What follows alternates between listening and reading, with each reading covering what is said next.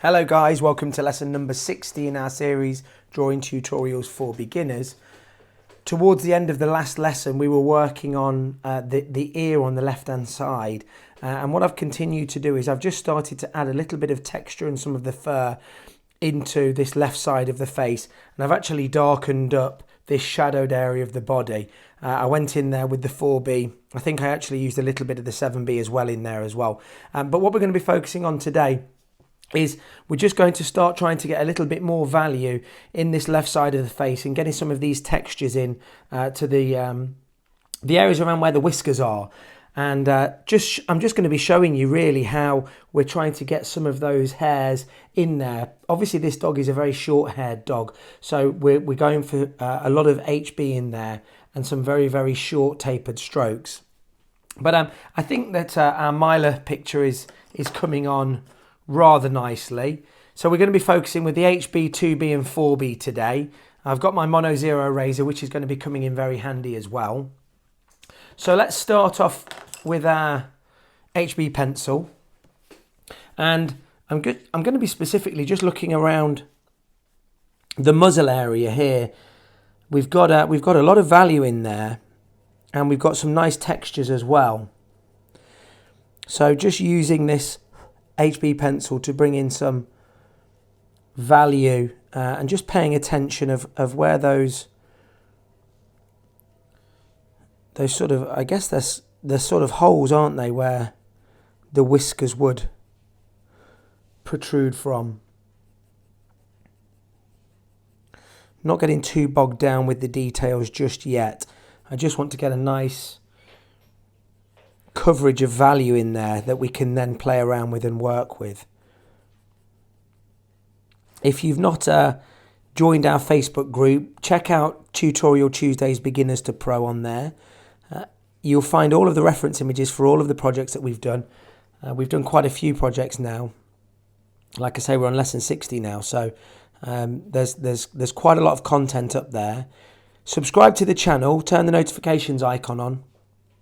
That's the little bell in the top left hand corner, and what you'll get for that is you'll get a little notification on your YouTube app whenever I release a new video, which is currently Tuesdays, and I like to release one at the weekend as well, mainly Saturdays. And I do a few scribble arts as well, which are tending to be on Sundays. So I'm just working in this darkest area here. We can see this crease where the dog's face is kind of rippled. There's kind of a wrinkly area. So just bring a little bit of value in to this area. Now, you probably can't see it on the video itself, but if you look carefully at the reference image, you can see some direction of some of the hair. Although this is a very short-haired dog, there is still a direction to the hair itself. So I'm just going to show you how I will try and get that right. So as I'm looking at this image, I can see that the hairs are coming, they're sort of going out from the center of the nose, almost out towards the muzzle area, or sorry, the crease in the muzzle there. So just taking my pencil and I'm just making some tapered strokes. Now, the difference between the tapered strokes that we're doing when we're trying to lay value down and the tapered strokes that we're trying to achieve when we're drawing hair is you don't need to be so precise with how you're laying them. We don't need that complete coverage, so that those gaps in between the hairs where we can see a little bit of the paper through there is what we're trying to achieve. Now, when I'm drawing these hairs, if you cast your mind back to the Siberian Husky that we drew, I think we aptly named him or her Shadow. We're making these V shapes, but with this dog portrait here, because the dog has much shorter hair, I'm making these small V's much tighter.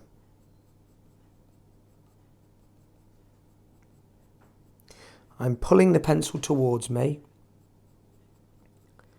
and I'm just meeting the two lines that I'm doing each time, just at the bottom of my stroke. So we've got some very short, what we would call V shapes, and I'm just paying attention to the direction that these hairs are falling in. And like I've said, it's very difficult to see them actually on the video, but you only need to take a close look at the reference image to see that we have actually got some separation. It's not just a flat value. And then as we're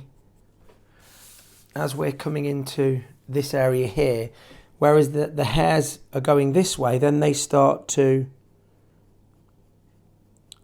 lie more towards an upwards direction. And as the hair comes up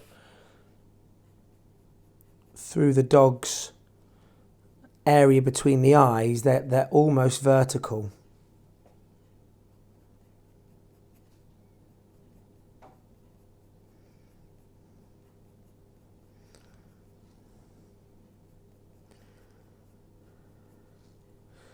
So just paying attention, just being very patient with this.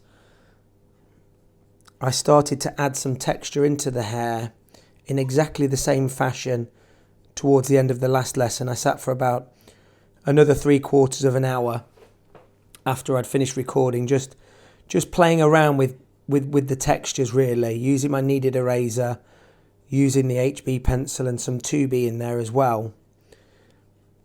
And really just trying to get something that resembled that texture, because that ear area is slightly out of focus. If you compare that to the areas that we're drawing now, it is slightly distorted and slightly out of focus. And I guess that's the look that the photographer or whoever it was that took this photo was going for. They wanted to have this piercing look to the eyes and wanted that to be absolutely in focus.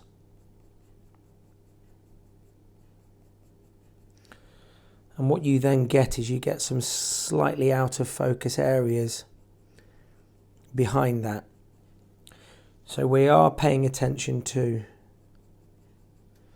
how these hairs are falling now, because they are more visible, and we want to try and recreate as best as we can that look of a distorted, slightly distorted background. I think they call it bokeh. I think there's settings on cameras nowadays, particularly phone cameras, where you can blur the background. Now I'm looking at this area here, and again these hairs they're coming more horizontal now.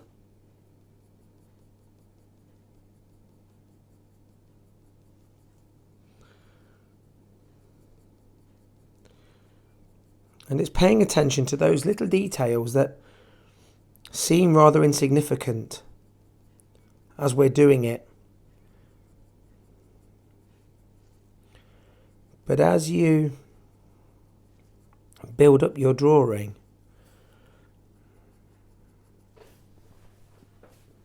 you start to reap the rewards.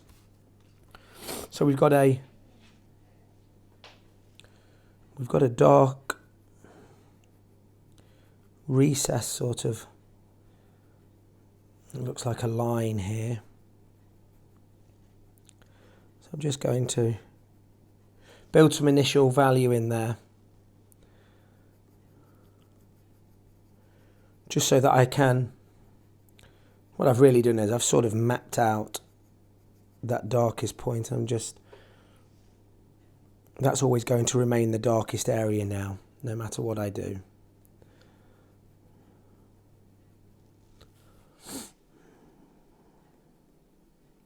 And I'm just going to get some value in this area, even though this is a fairly light area. I'm going to get some value in there, and then we can we can start taking some of the details out with the kneaded eraser and the mono zero eraser. But we do need some value in there. Although this looks very light and almost white in the reference image, we do need some value in there so that we can create the texture that we need. Now, under this area, the jowls of the dog here, we haven't got as obvious a direction of hair. So I'm just making some rather random strokes. I'm not trying to build up a very smooth value in there like I would be doing if it was skin on a face, or a smooth texture maybe on a building or something. What I am actually doing is I'm making sure that I'm creating that texture.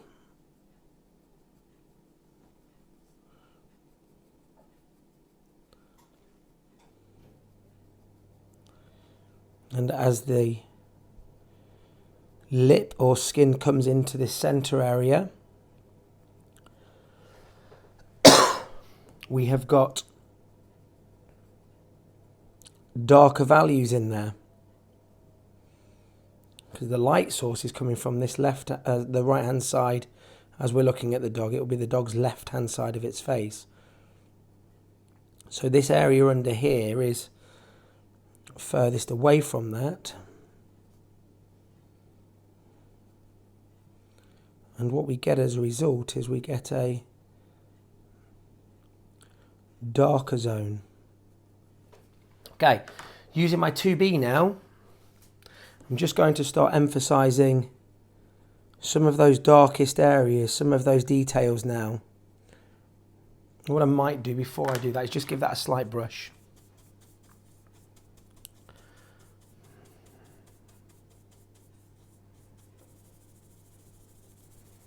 Just move that graphite around a little bit, just to give me a slightly better base.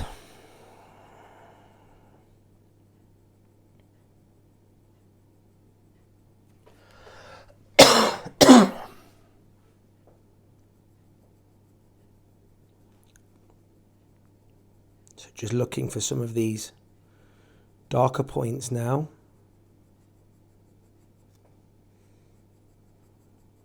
Looking for some of those shapes that we've spoken about before when we're doing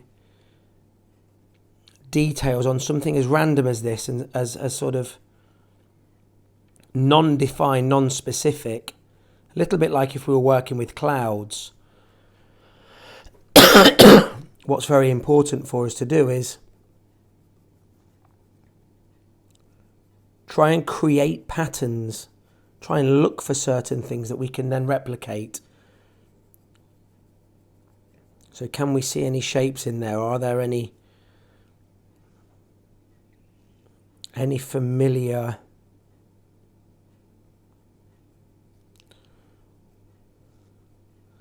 shapes? Is there anything that we can, possibly think of as a face? Is there something in there that represents an animal, a little bit like what we do when we're looking at the clouds and we see these wonderful pictures starting to emerge, and we see a face, or we see a dragon or something like that.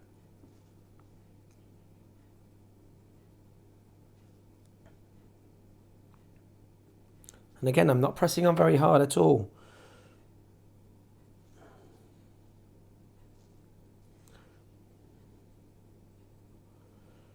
I'm just building up the values in and around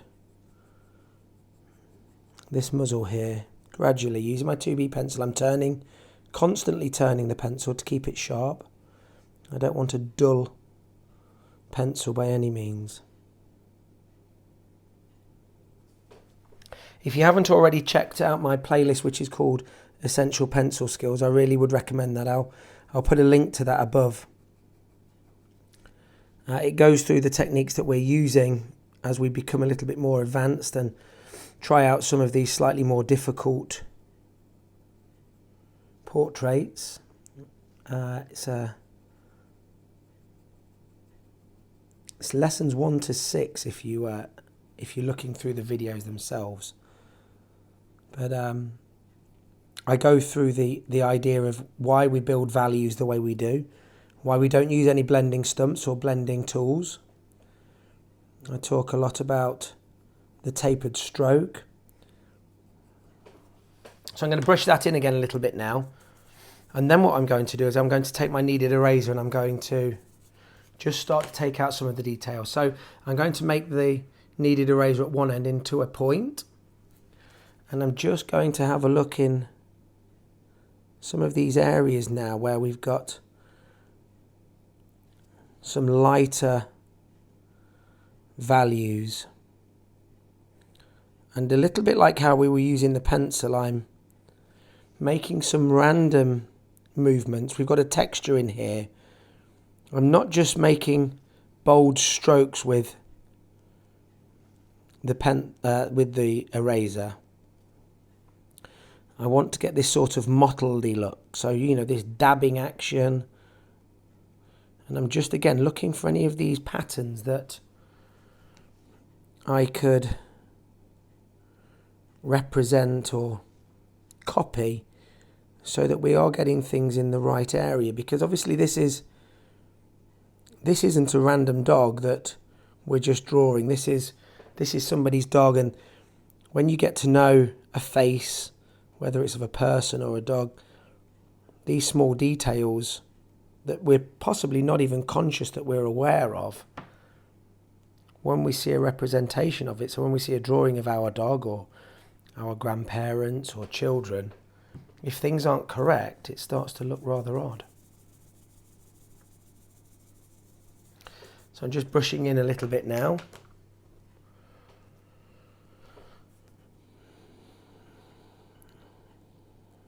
The graphite is very easy to move around because of the techniques that we're using, this layering.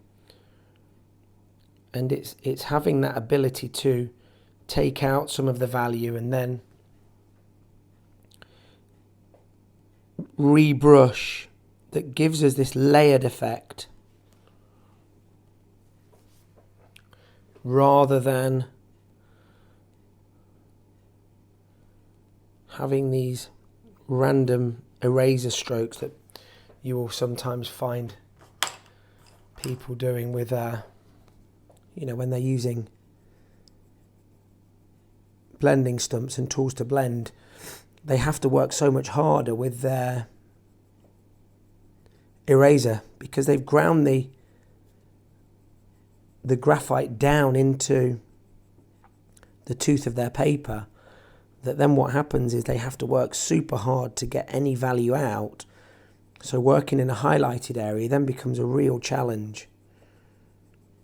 And what you then get is you get some very unrealistic eraser marks that, just appear to be big swipes of an eraser.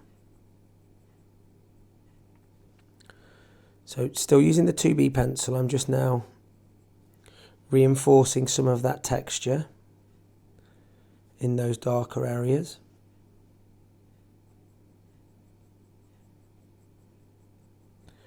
Adding yet another layer of hair texture to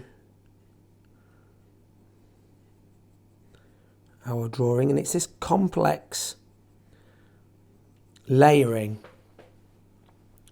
that starts to give our drawing a more realistic look to it.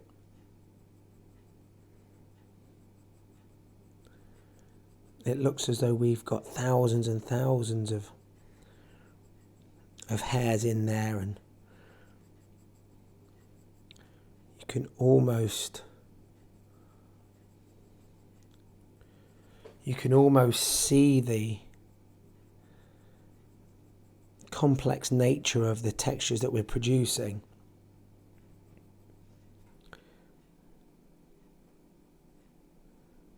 And certainly from a distance, it really does give the illusion of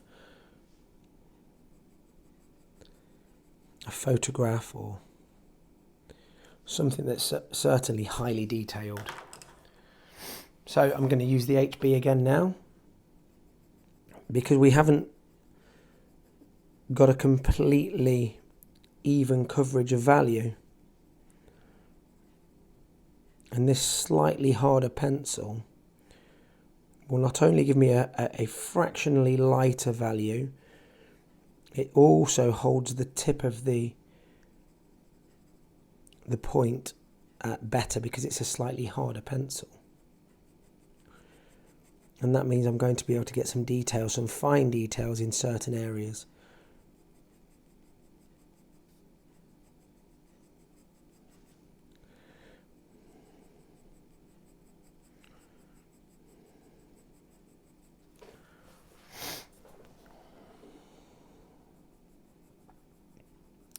Just within the darkest areas, I'm still trying to find the darkest part of a certain area. So where's the darkest part within this recess? And then possibly another little brush.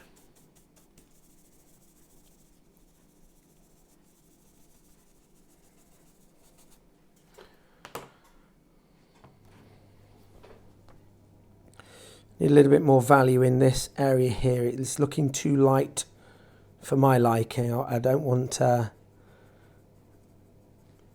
lose the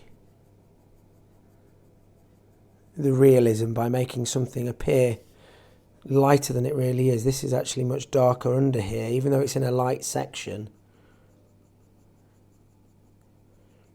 I've got it possibly slightly too light there.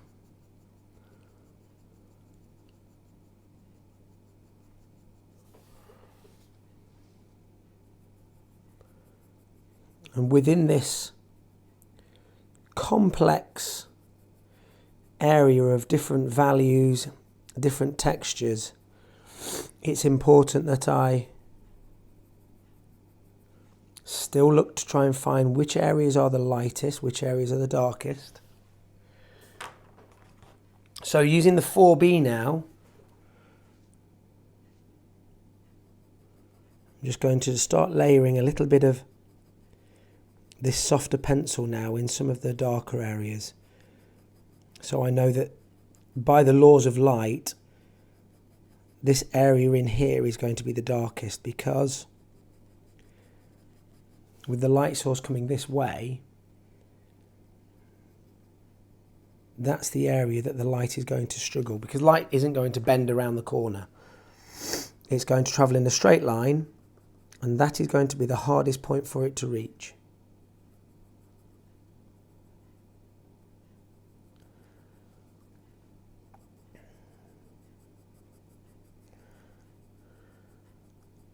And again, I'm using a very similar pressure to what I was using with the HB, what I was using with the 2B. I'm not bearing down and creating a very dark stroke with each stroke. I'm building the layers up gradually.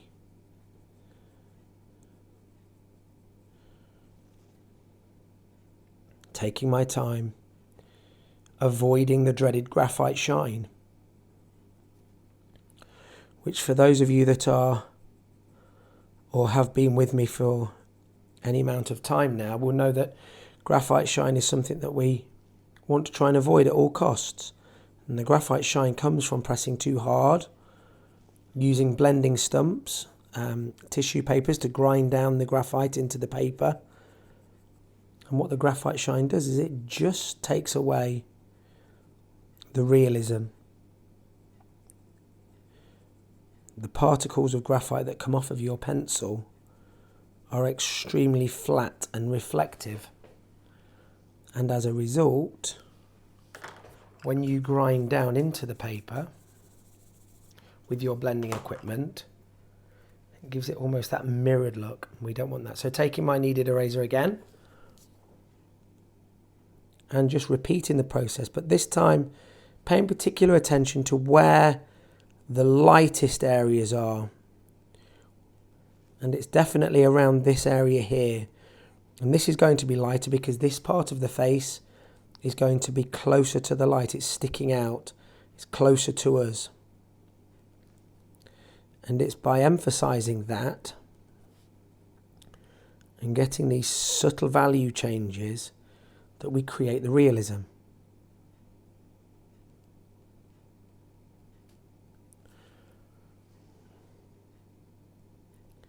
And we're now starting to create something that looks realistic.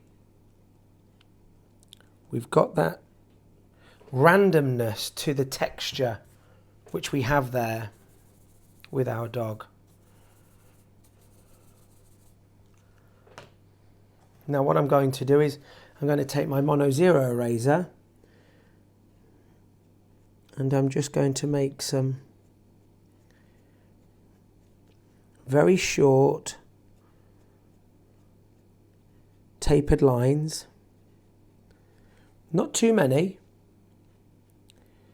because again I'm drawing what I can see, and although I know this is a dog and it's covered in hair, we're not seeing an awful lot of hair in this area. So it's important that we don't draw what we think is there, and we actually draw what we know is there, what we can see. So I'm just taking some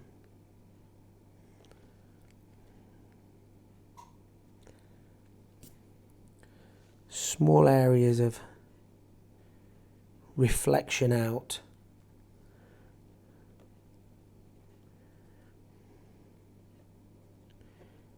A certain hair is catching the light in a different way.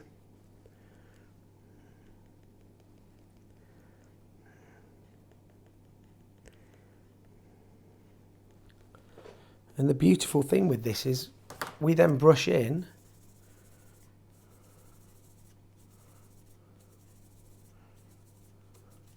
and we can repeat the process. So looking at this lighter area here, we've already got quite a bit of value in this area now, even though we haven't actually started to add any value. But I'm just going to show you that we can start to take out some of the hair, some of that reflected hair, with our Mono Zero eraser, using it in exactly the same way as we would do our pencil. I'm pulling it towards me. I'm making these very small V shapes, and they're very tight because the hair is quite short in this region. Now what this is going to do is it's going to give me a base to work with already. Having some value in there is going to give me a texture to work with.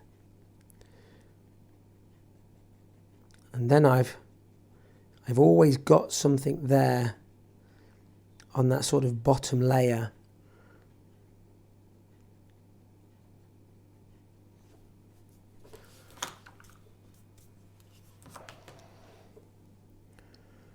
And we can see we have a very light area in there, so I'm going to pay attention to that, and it's going to be an area that we can develop as we bring the value up around the rest of our dog's face.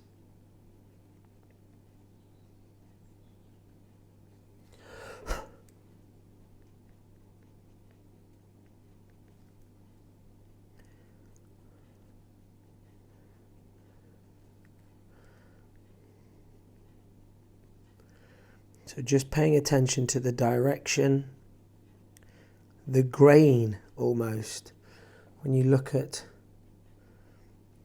something made out of wood, there's a wood grain in there.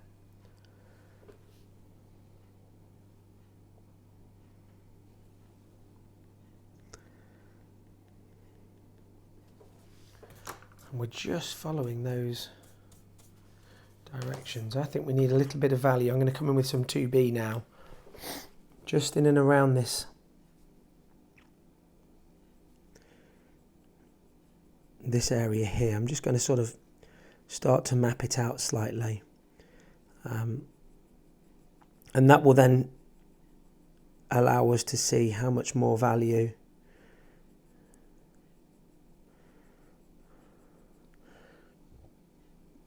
we need around the dog's nose.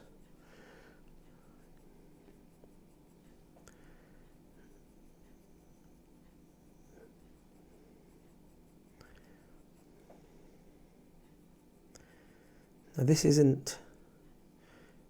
doesn't have the appearance of hair in there really. I would guess that you see a lot of dogs and they have a slightly bolder patch around this area where the hair is nowhere near as long as the surrounding area.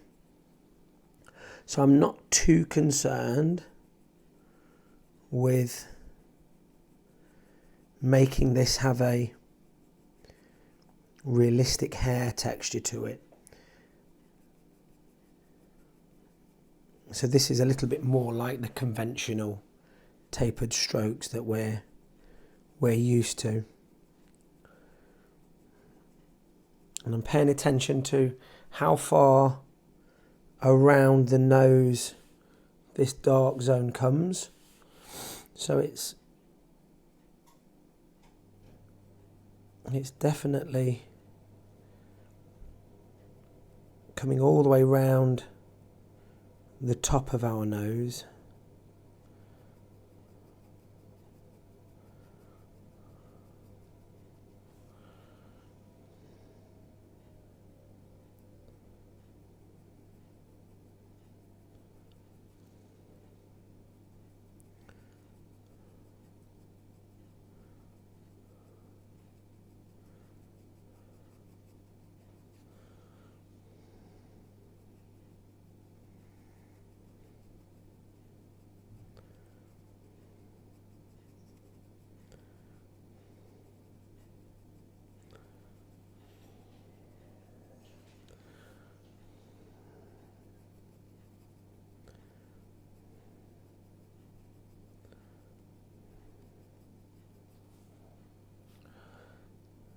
And just looking, there's a darker area within this. It's just sort of coming up at a diagonal there.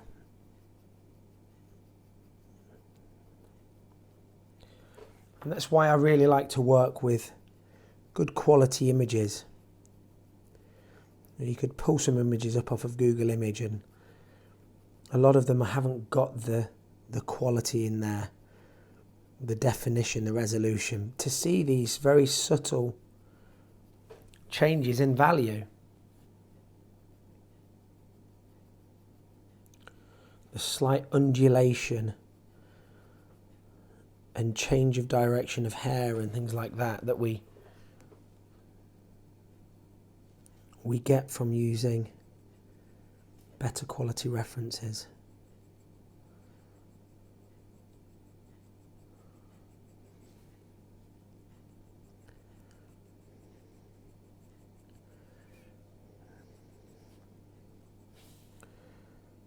So now we've brought the value up around the edge of the nose. We can see that this dark, almost a dark line around where the nose goes in towards the fur, also needs to be brought up now.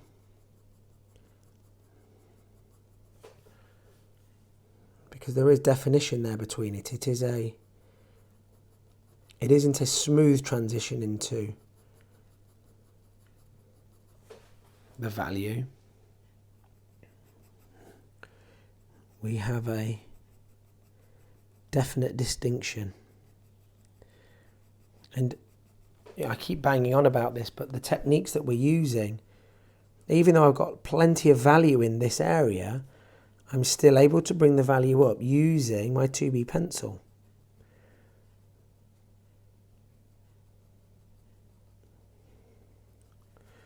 Gradually altering it.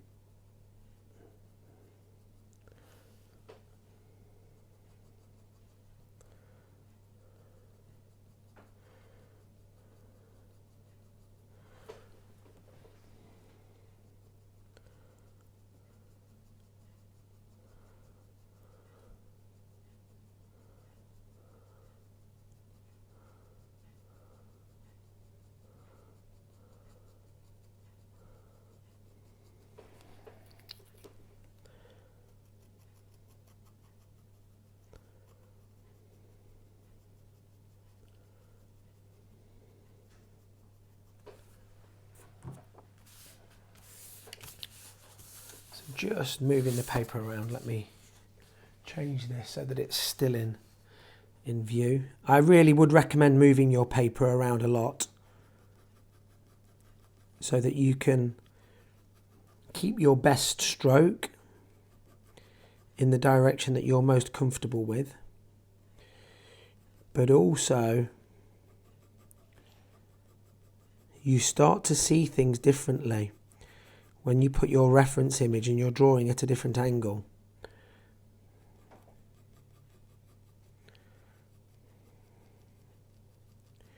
Your brain becomes very, very almost saturated when it's looking at an object in the same orientation for long periods of time.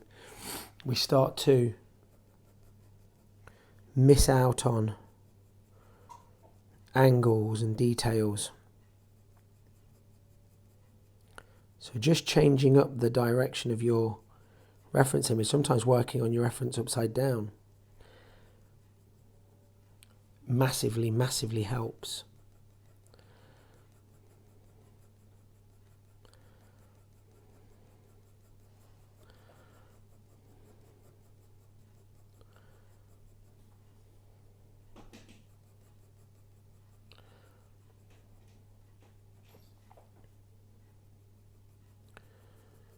So this is the darkest area of our nose under here.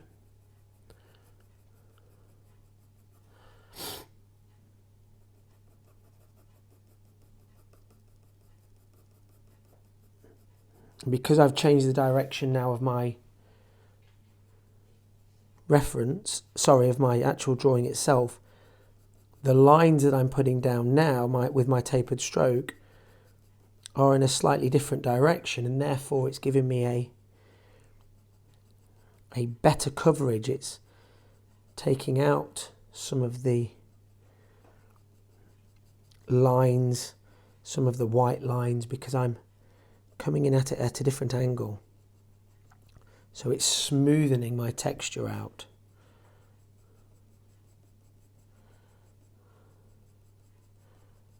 Just looking for some of those fine details in there.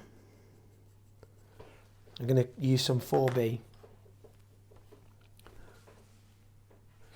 And then looking at the time, we're over the 30 minutes, so we've lost ourselves with this, which is fine.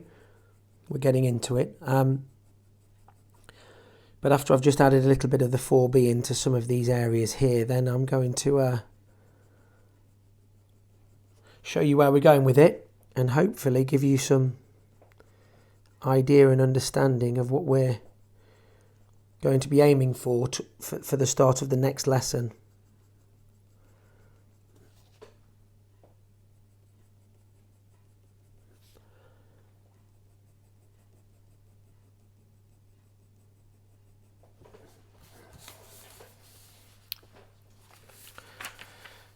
So what I'm going to continue doing is just adding a little bit more value around the dog's nose here. I'm going to take out some of the reflection with the kneaded eraser, and then getting some of the texture in there with the mono zero eraser. And then I'm going to continue adding a little bit more value in the center of our dog's eyes here. And then for the start of the next lesson, we're going to then start bringing the value across this way into the dog's right hand ear. Now this texture that we've been doing and how we've been achieving it in this area here, we've got a little bit of that underneath our dog's lip. So just trying to copy really what we've been doing, using the kneaded eraser, and then taking value out, adding value, rebrushing, mono zero eraser. This constant toing and froing. So, as always, thank you so much for supporting the channel. Thanks for making the group a delightful place to be. I'm having a blast with this. It's a lovely drawing, and I hope you're getting something out of it. Continue working in the same way that we've been doing, and I will look forward to seeing your results on the group. Thanks so much for watching. Don't forget to subscribe to the channel, join the group and give this video a like, and I'll see you in the next video. Thanks a lot. Hit subscribe, smack the notifications button, follow me on Facebook, Instagram and Twitter.